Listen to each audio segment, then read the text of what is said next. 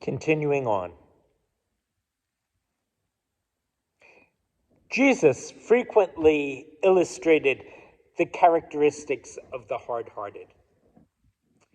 The rich fool was condemned not because he was not tough-minded, but rather because he was not tender-hearted.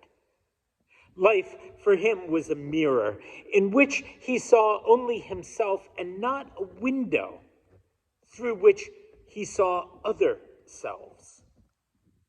Dives went to hell not because he was wealthy, but because he was not tender-hearted enough to see Lazarus, and because he made no attempt to bridge the gulf between himself and his brother.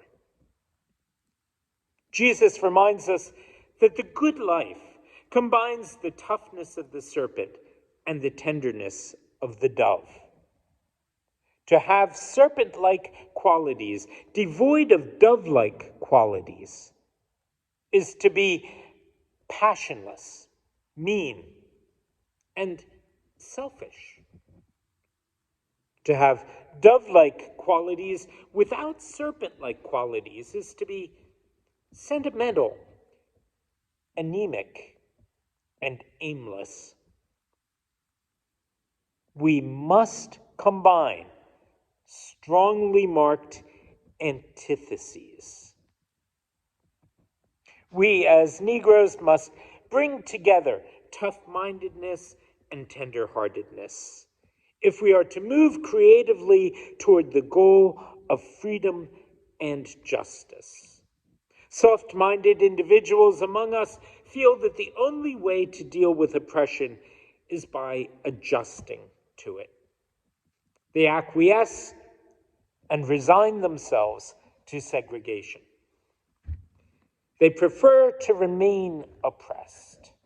When Moses led the children of Israel from the slavery of Egypt to the freedom of the promised land, he discovered that slaves do not always welcome their deliverers. They would rather bear those ills they have, as Shakespeare pointed out, than flee to others that they know not of. They prefer the flesh pots of Egypt to the ordeals of emancipation. But this is not the way out. Soft-minded acquiescence is cowardly. My friends, we cannot win the respect of the white people of the South or elsewhere if we are willing to trade the futures of our children for our personal safety and comfort. Moreover, we must learn that passively to accept an unjust system is to cooperate with that system and thereby become a participant in its evil. And there are hard-hearted and bitter individuals among us who would combat the opponent with physical violence and corroding hatred. Violence brings only temporary victories. Violence, by creating many more social problems than it solves, never brings permanent peace.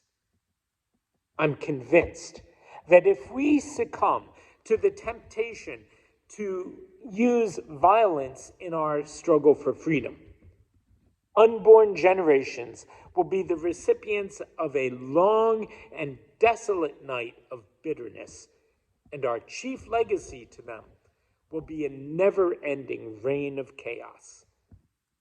A voice echoing through the corridors of time says to every intemperate Peter, "Put up thy sword." History is cluttered with the wreckage of nations that failed to follow Christ's command.